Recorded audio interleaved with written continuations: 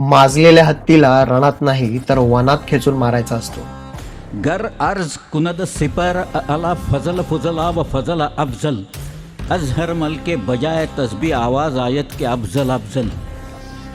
म्हणजे उच्चातल्या उच्च स्वर्गाला विचारलं या पृथ्वी तलावरचा श्रेष्ठ माणूस कोण आहे, तर सगळीकडनं आवाज येईल अफजल अफजल म्हणून.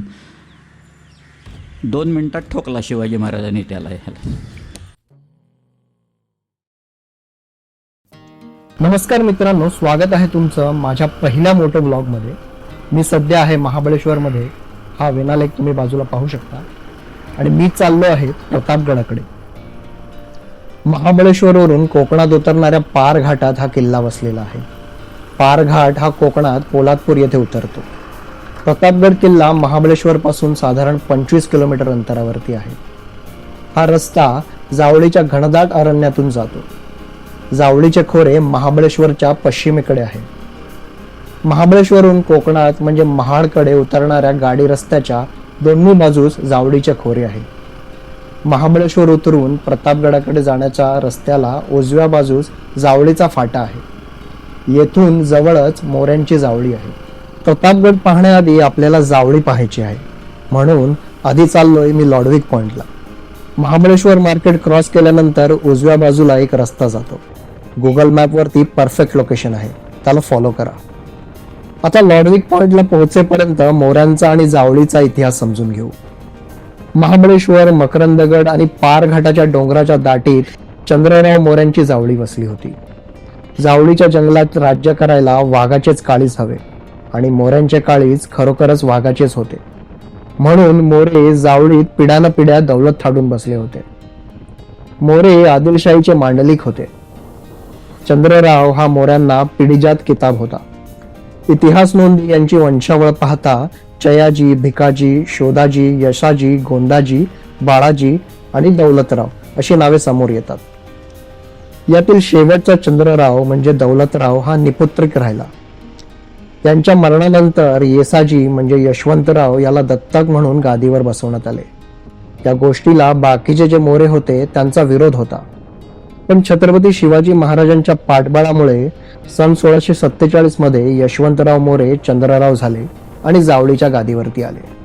पुढे जेव्हा महाराजांनी मोऱ्यांना स्वराज्यात सामील होण्याची आज्ञा दिली, तेव्हा चंद्रराव मोऱ्यांनी महाराजांविरुद्ध सवतसुभा मांडला. चंद्रराव मोरे महाराजांचे उपकार विसरले. दौलतीचा खांब होण्याऐवजी मोऱ्यांनी दौलतीस आव्हान दिले. चंद्रराव मोऱ्यांनी छत्रपती शिवाजी महाराजांना डिचवलं. तुम्ही काल राजे झालात, तुम्हाला राज्य कोणी दिले?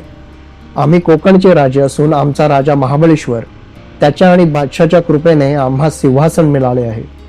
येता जावळी जाता गोवळी. राजगडाच्या सदरेवर मोऱ्यांनी उद्दमपणे लिहिलेले हे पत्र पंतांनी राजांना वाचून दाखवले. हा मगरुरीचा जबाब ऐकून महाराज संतापले. मोऱ्यांना अखेरची संधी मिळावी म्हणून महाराजांनी पुन्हा एक पत्र मोऱ्यांना धाडलं. जावळी खाली करून हात रुमालाने बांधून भेटीस येणे. पण चंद्रराव आणि हनुमंतराव गुरमीला आले, कारण तसेच होते. त्यांच्या ताब्यात होते जावळीचे खोरे. जावळी म्हणजे वाघाची जाळी, जावळीचे खोरे म्हणजे महाबिकट मुळूक. जावळीच्या खोऱ्यात उतरणे म्हणजे मृत्यूच्या खाईत उतरण्यासारखे होते. याच जावळीच्या आणि आपल्या पायदळाच्या गुरमीत मोऱ्यांनी राजांना उलट उत्तर पाठवले. तुम्हामध्ये पुरुषार्थ असला तर उदयिक येत असाल तर आजच या, दारुगोला मौजूद आहे. जावळीतून एकही मनुष्य माघारी जाणार नाही. मोऱ्यांच्या पत्रांची थैली राजगडाच्या सदरेवर उघडली गेली आणि महाराजांच्या संतापाचा कडेलोट झाला. महाराजांनी ओळखलं की मोऱ्यास मारल्याविना स्वराज्य साधत नाही, जावळी स्वराज्यात येत नाही. 5 जानेवारी 1656 रोजी राजांनी जावळीवरती स्वारी केली. महाराजांनी रडतोंडीच्या घाटाने सैन्याची एक तुकडी जावळीत उतरवली आणि स्वतः महाराज निसनीच्या वाटेने जावळीत उतरले. तर मित्रांनो, महाबळेश्वर मार्केट पासून अवघ्या 10 ते 15 मिनिटातच आपण या लॉडविक पॉइंट वरती येऊन पोहोचतो. ही समोर या पॉइंटची पार्किंग आहे. इथे गाडी लावून आपल्याला पुढे पायी जावं लागेल. पार्किंग मध्ये गाडी लावून समोर नजर टाकली आणि दिसला महाबळेश्वरचा उंच डोंगर माथा आणि त्यातून खाली येणारी ती निसनीची वाट, जिथून स्वतः शिवाजी महाराज फौज घेऊन जावळीत उतरले. या वाटेवर असलेल्या कातळात कोरलेल्या खुबण्या शिडीसारख्या वापरून खाली उतरता येतं. म्हणूनच हिला नेसणीची वाट असं म्हणतात. जावळीचे खोरे पाहण्यासाठी लॉडविक पॉइंटकडे चाल सुरू केली.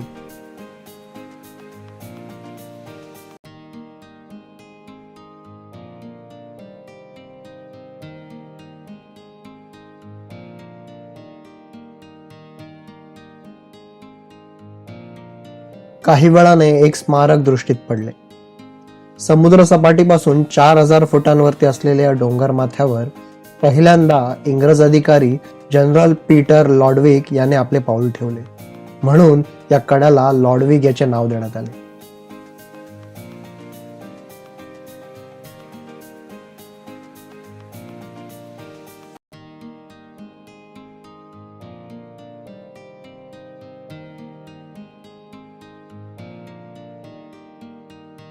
बाजूलाच असलेली पायवाट आपल्याला जरा अजून पुढे घेऊन जाते.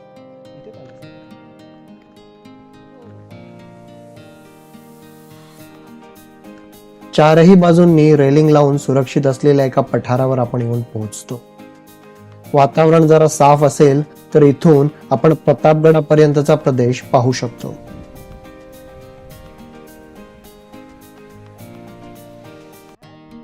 समोर बाल्कनी सदृश नेमोळत्या शिखराकडे लक्ष जाते.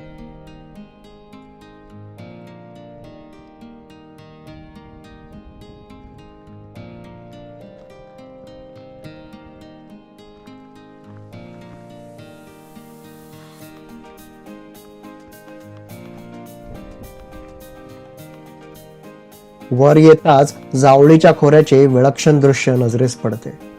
काही वेळ त्या खोऱ्यात नेसणीची वाट शोधण्यात गेला.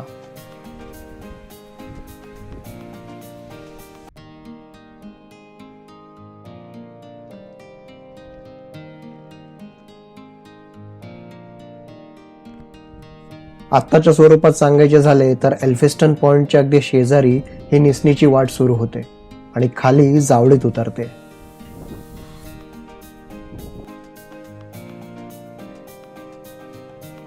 तसं एल्फिस्टन पॉइंट वरूनही तुम्ही जावळीचे खोरे पाहू शकता.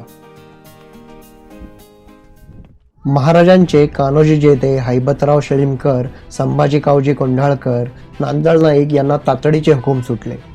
निवडक धारकरी जावळीच्या किर्र जंगलात घुसले. एकदम भयंकर कालवा उठला. चतुर्बेड, जोर, शिवथर आणि खुद्द जावळीवर एकाच वेळी मराठ्यांचा छापा पडला. चंद्रराव, प्रतापराव, हनुमंतराव आणि सगळी मोरे मंडळी धावली. दोन्ही बाजूंकडून मराठेच आपापसात लढू लागले. पण स्वराज्यासाठी त्यांचा नाईलाज होता. कापाकापी सुरू झाली. किंकाळ्यांनी जावळी कोंदळी. संभाजी कावजी कोंढाळकरांनी हनुमंतराव मोरे यांना ठार केले. प्रतापराव मोऱ्यांनी लपतछपत विजापूरचा रस्ता धरला. खासा चंद्रराव जावळी हातची जाते हे पाहून रायरीकडे पळाला. महाराजांनी जावळी काबीज केली. जावळीजवळचे चंद्रगड, मकरंदगड, सोनगड, चांभारगड हेही किल्ले स्वराज्यात सामील झाले. जावळीचे खोरे पाहून आम्ही पुन्हा प्रतापगडाची वाट घेतली. तर मित्रांनो, जावळीचं खोरं पाहून आम्ही निघालो आहोत आता किल्ले प्रतापगडकडे. पार घाटातून हा रस्ता खाली कोकणात पोलादपूर इथपर्यंत उतरतो आणि पुढे महाडपर्यंत जातो. आज जावळी शांत दिसते, पण 350 वर्षापूर्वी हा प्रदेश सह्याद्रीतील सर्वात भयानक भाग मानला जायचा. दाट जंगल, खोल दऱ्या, अरुंद वाटा आणि चारही बाजूंनी उंच डोंगर. जावळीची जागा कमालीची बिकट आणि तेवढीच अजिंक्य.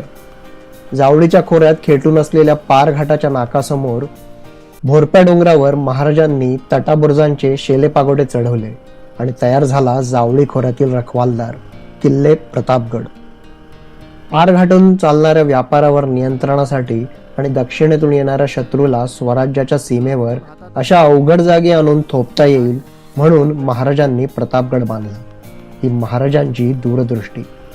यासाठी शिवाजी महाराजांना जास्त वाट पाहावी लागली नाही. महाराजांचं वाढतं स्वराज्य मोगलशाहीसोबत आदिलशाहीच्या डोळ्यातही खुपत होतं.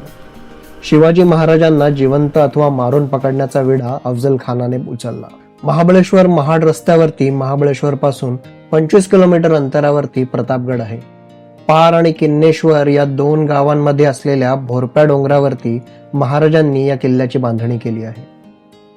कुंभऋषी गावाजवळ पोहोचलो आणि किल्ले प्रतापगडाचे प्रवेशद्वार दिसले. इथून आणखी अर्धा तासाचा रस्ता आपल्याला किल्ल्यापर्यंत पोहोचायला लागतो. अशा या जावळीच्या खोऱ्याच्या पायथ्यापासून प्रतापगडाची सुरुवात होते. प्रतापगडावर असणाऱ्या सोयी सुविधांमुळे किल्ल्यावरती पर्यटकांची मोठ्या प्रमाणात वर्दळ असते. शिवाय महाबळेश्वरला आलेले पर्यटक प्रतापगडाला जरूर भेट देतात.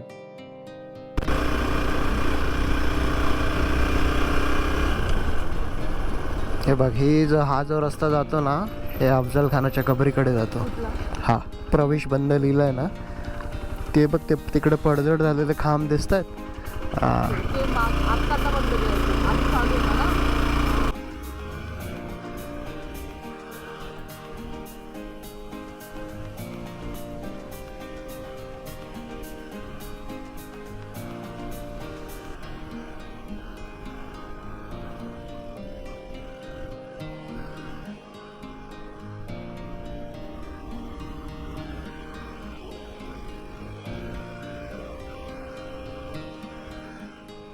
शेवटी रस्ता संपतो आणि आपण गडाच्या दक्षिण टेहाळणी बुरुजाजवळ असलेल्या पार्किंग मध्ये येऊन पोहोचतो.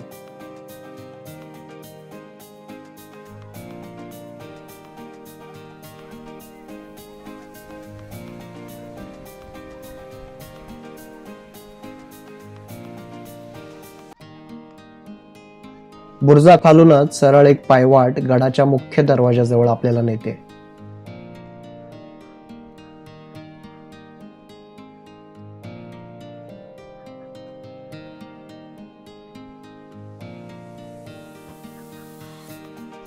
आपण थोड्या वेळातच तटबंदीत लपवलेल्या महादरवाजाजवळ येऊन पोहोचतो. प्रतापगडाचे एक वैशिष्ट्य म्हणजे शिवकालाप्रमाणे आजही महादरवाजा सूर्यास्तानंतर बंद केला जातो व सूर्योदयापूर्वी उघडला जातो. या महाद्वाराची रचना अशा प्रकारे करण्यात आली आहे की तोफांचा थेट मारा दरवाजावर करता येत नाही. जमिनीपासून उंचावर असल्यामुळे व दरवाजासमोर पायऱ्या असल्यामुळे हत्ती किंवा ओंडक्याचा धडका देऊन दरवाजा तोडता येत नसे.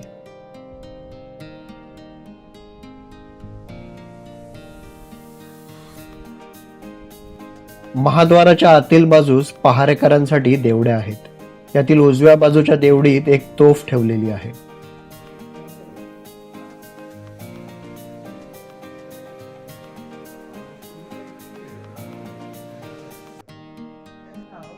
महाद्वारातून आत आल्यावर समोरच लांबवर पसरलेली एक माची आपल्याला दिसते. या माचीवरची वाट आपल्याला टेहळणी बुरुजाकडे घेऊन जाते. पुरातत्व विभागाचे संवर्धनाचे काम सध्या या किल्ल्यावरती सुरू आहे. मध्येच ठेवलेल्या या 2 जुन्या जोत्यांवरती आमची नजर गेली. समोर चिलखती बांधणीचा बुरुज दिसतो, ज्यावर ध्वजस्तंभ आहे. या बुरुजाखालीच पार्किंग आहे.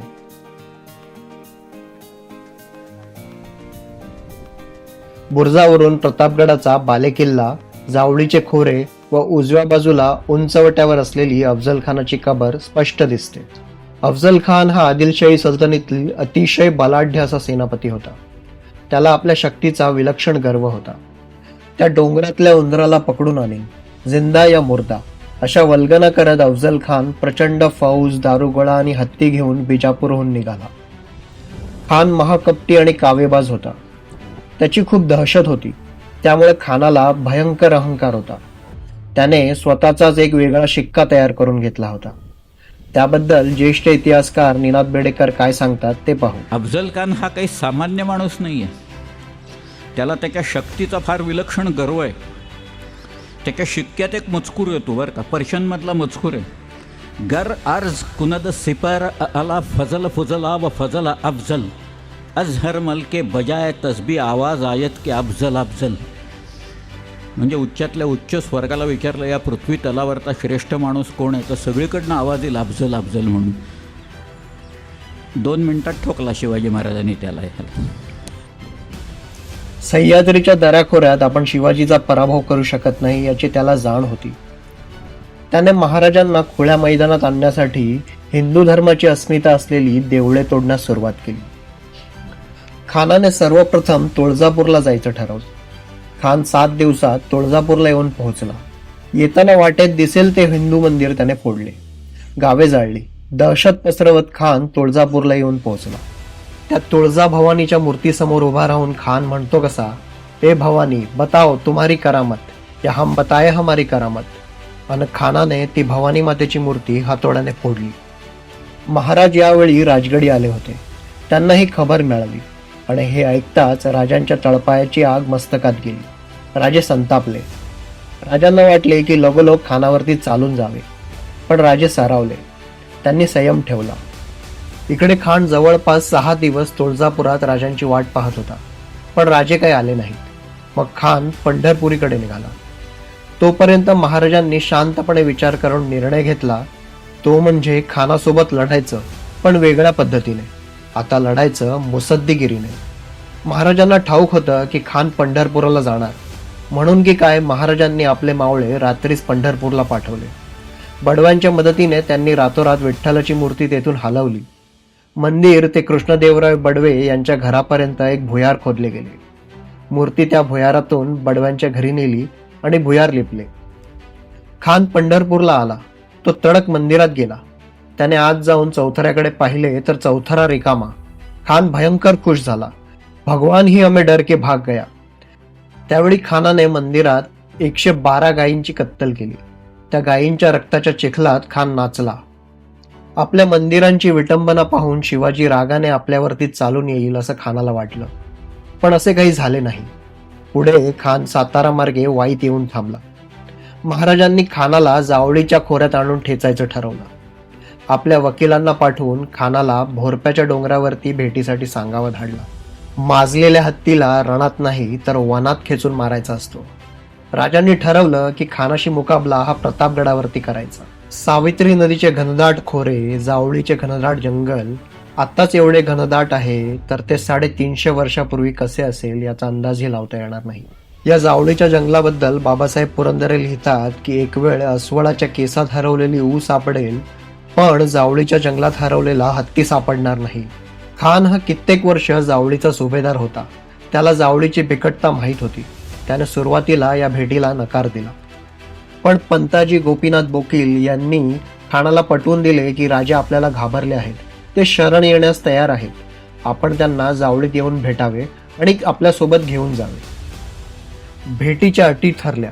दोघांनी सशस्त्र भेटीस येणे, सोबत 10 माणसे आणावीत, जी शामियानापासून एका बाणाच्या अंतरावरती थांबतील. सोबत फक्त आपापले वकील असतील. भेटीसाठी प्रतापगडाच्या पायथ्याशी शामियाना उभारण्यात आला. सगळ्या मावळ्यांना दगाफटक्याची भीती होतीच. त्यांचे मनोबल वाढावे याकरता राजे बहिर्जी नाईकांना बोलले, काल दुपारी आराम करत असताना आमचा अचानक डोळा लागला आणि आम्हाला अचानक आई भवानीचे दर्शन झाले. भवानी आम्हाला बोलली की शिवबा, मी तुमच्या तलवारीत प्रवेश करत आहे. मला त्या 32 दाताच्या बोकडाचा बळी हवाय. आणि आई भवानी विजेचा जोळ होऊन माझ्या तलवारीत शिरली. राजांनी ही आवई उठवली ती फक्त एवढ्यासाठी की जेणेकरून आपल्या मावळ्यांचा दृष्टिकोन बदलेल. 10 नोव्हेंबर 1659 गुरुवार भेटीचा दिवस उजाडला. महाराजांसोबत जीवा महाळ, संभाजी कावजी, कृष्णाजी अनंत सबनीस, येसाजी कंक, नेताजी पालकर, मोरपंत पिंगळे, तानाजी माळुसरे, कान्होजी जेधे, बाजीप्रभू देशपांडे आणि प्रतापराव गुजर ही सर्व मंडळे होती. यांची नावे आपल्याला शिवभारतात मिळतात. अफजल खानाकडून सय्यद बंडा आणि कृष्णाजी भास्कर कुलकर्णी हा खानाचा वकील होता. ठरल्या वेळाप्रमाणे महाराज थोडा उशिरा भेटण्यास गेले. अफजल खानाची बेचैनी आणखी वाढली होती. शामियानात शिरताच खान महाराजांना आलिंगन देण्यासाठी पुढे आला. त्याने राजांना आलिंगन दिले आणि त्यांची मान आपल्या काखेत दाबण्याचा प्रयत्न केला. महाराजांनी स्वतःला सोडवण्याचा प्रयत्न केला, पण 6.5 फूट उंचीच्या धिप्पाड खानाने आपल्या उजव्या हाताने कमरेची कटार उकसून राजांच्या कुशीत खुपसली. खचकन आवाज झाला. खानाला वाटलं काम फत्ते झालं, पण तिथेच घात झाला. राजांनी अंगात चिलखत घातला होता, त्यामुळे खानाचा वार निकामी ठरला. राजांनी क्षणभरही विलंब न लावता आपल्या डाव्या हातातील वाघनख खानाच्या पोटात खुपसली आणि उजव्या हाताने बिछवा काढून खानाचा कोथळा बाहेर काढला. जावळीच्या जंगलात एकच किंकाळी उडाली. दगा दगा दगा. रक्ताने माखलेला खान ओरडत शामियानाच्या बाहेर पळाला.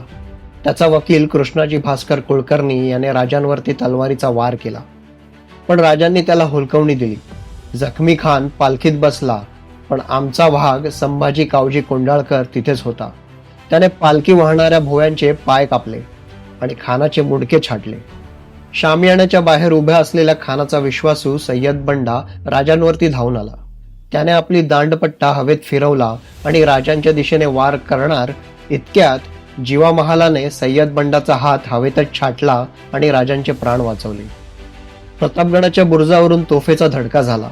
हा इशारा होता जावळीच्या जंगलात लपलेल्या मावळ्यांसाठी. नेताजी पालकर, मोरोपंत पिंगळे आणि कान्होजी जेधे यांच्या तुकड्या वाघांसारख्या खानाच्या फौजेवरती तुटून पडल्या. विजापूरची ती अफाट सेना या जावळीच्या जाळ्यात पार फसली होती. मराठ्यांनी विजय मिळवला. महाराजांच्या विजयानंतरच या किल्ल्याला नाव देण्यात आले प्रतापगड.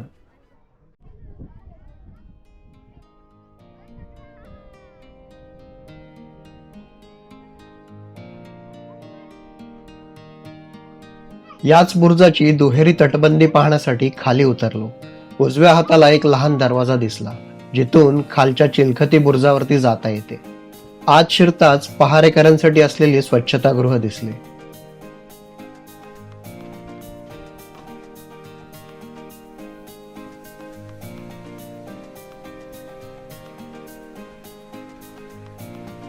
चिलखती बुरुज म्हणजे मुख्य बुरुजाचे तोफांच्या माऱ्यापासून रक्षण करण्यासाठी काही अंतर सोडून आणखी एक तट उभारला जातो, ज्याला चिलखती बुरुज असे म्हणतात. या बुरुजात हल्लेखोरांवरती मारा करण्यासाठी अनेक लहान मोठ्या जंग्या आहेत. जंग्या म्हणजे तटबंदीत बनवलेली छिद्र. यात बंदुका किंवा धनुष्य बाण ठेवून शत्रूंवरती मारा केला जात असे. जंग्यांची रचना अशी होती की गडावरून सुरक्षित राहून शत्रूवर सहज मारा करता येत असे, पण शत्रूला खालून मारा करता येत नसे. जंग्यांच्या या रचनेमुळे प्रवेशद्वाराकडे येणारा शत्रू बंदुकीच्या व बाणांच्या टप्प्यात राहत असे. बुरुजाला वळसा मारून डावीकडे आलो तर तेथील दार बंद होते. पुन्हा माघारी फिरलो. हा टेहाळणी बुरुज पाहून पुन्हा महादरवाजाकडे वळलो.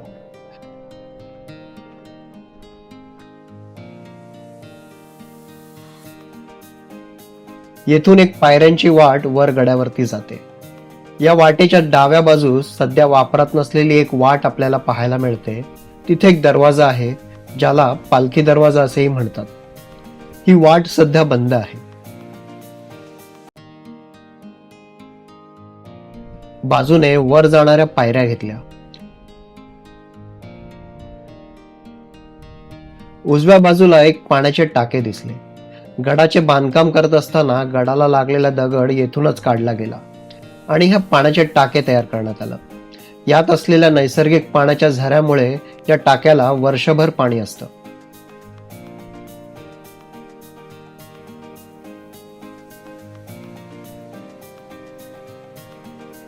पायऱ्या चढून वर गेल्यावरती आपण श्री भवानी मातेच्या मंदिरात पोहोचतो.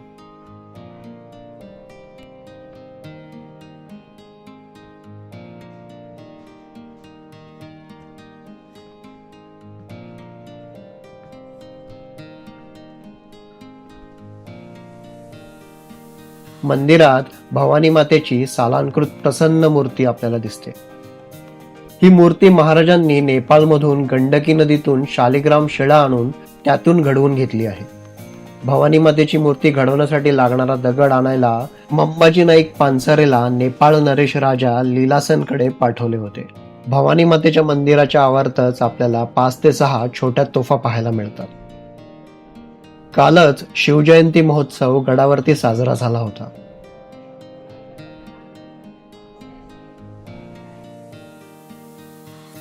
या मंदिरासमोरूनच बालेकिल्ल्याकडे चालू लागल्यास उजव्या हाताला समर्थ स्थापित हनुमानाची एक मूर्ती दिसते.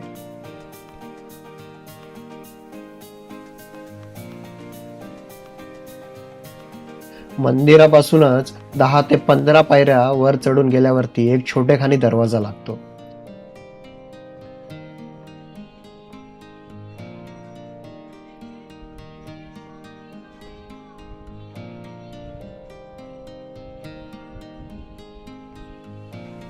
येथून आपण बालेकिल्ल्यात प्रवेश करतो. पुढे बालेकिल्ल्याचे प्रवेशद्वार ओलांडल्यानंतर आपण केदारेश्वर महादेवाच्या मंदिराजवळ येऊन पोहोचतो. मंदिरात एक भव्य शिवलिंग आहे. हा किल्ला बांधला जात असताना एक शिवलिंग येथे सापडले व त्याची स्थापना या मंदिरात केली गेली.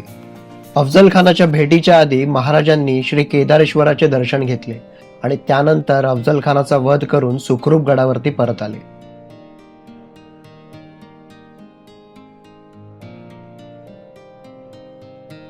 मंदिरासमोर आपल्याला एक प्रशस्त चौथरा दिसतो.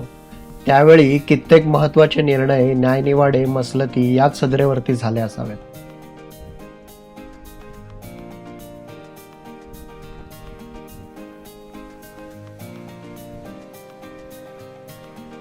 मंदिराच्या बाजूने गडाची तटबंदी जाते. त्यावरती चालत जाऊन पुढे सुंदर विस्तृत असे जावळीचे खोरे दिसले.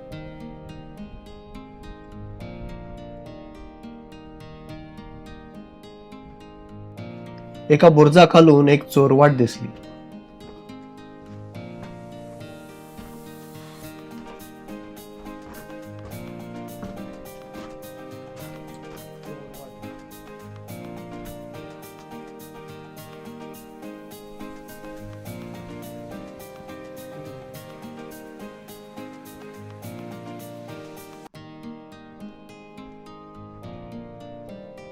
मंदिराच्या मागच्या बाजूला बालेकिल्ला व वाडा होता.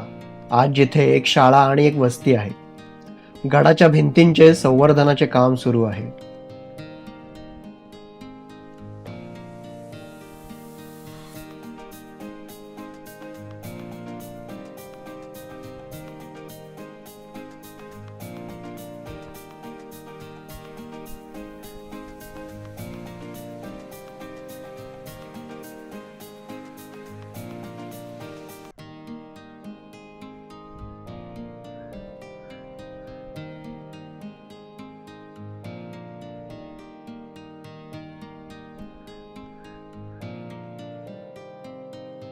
स्वातंत्र्यानंतर छत्रपती शिवाजी महाराजांचा 5 मीटर उंचीचा भव्य अश्वारूढ पुतळ्याची उभारणी या किल्ल्यावरती केली गेली.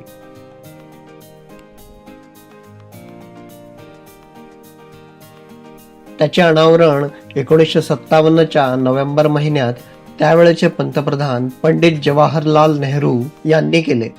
या पुतळ्याच्या जागीच पूर्वी राजांचा राहता वाडा होता.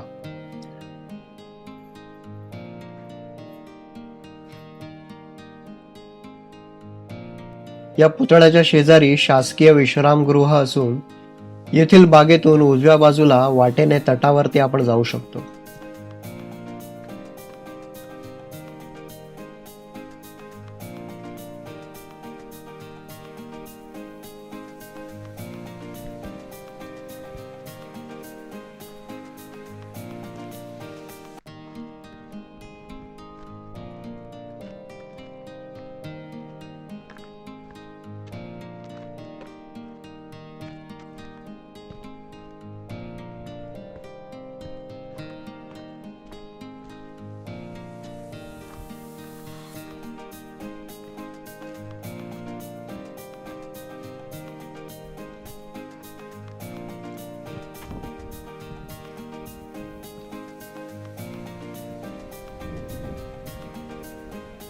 तटबंदीवरती फेरफटका मारताना जावळीच्या खोऱ्याचे विहंगम दृश्य आपल्याला दिसते.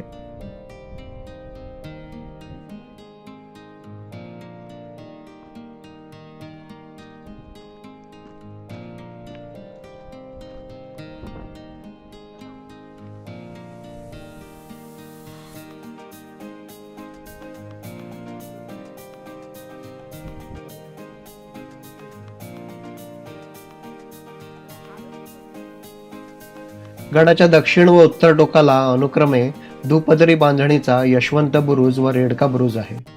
या 2 बुरुजांमध्ये नासके तळे व गोडे तळे आहे. त्याच्या पुढे सूर्या बुरुज आहे.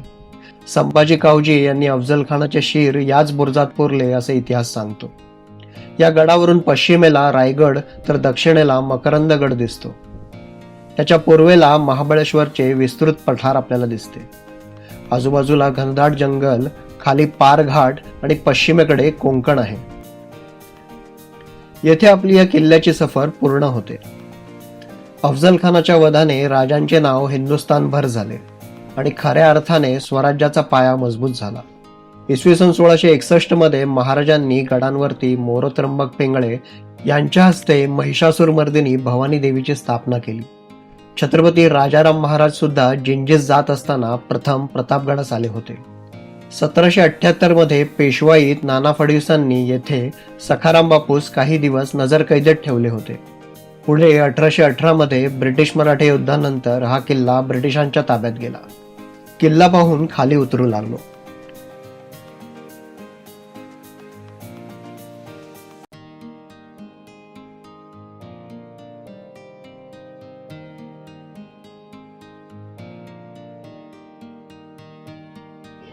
तहान भागवण्यासाठी एका ठिकाणी थांबून कोकम सरबत प्यायलो.